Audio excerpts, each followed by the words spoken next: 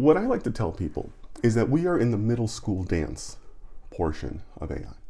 Do you remember when you were in middle school? You know, maybe there was like a winter ball or a spring fling. It's kind of like your first dance.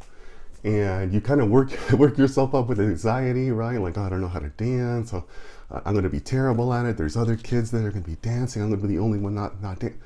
And you get to the dance, and guess what? Nobody knows how to dance, right? Everybody's just kind of awkwardly moving around, right?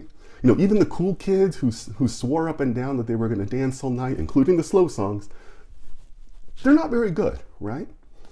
And that's kind of where we're at right now with AI.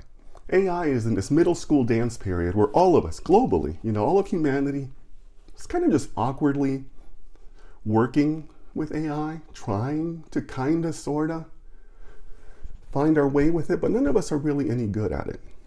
But that's what makes 2025 so important, because right now is the time for you to, again, continue collecting those perspectives and start to figure out what it means for your organization and what it means for you specifically as an auditor.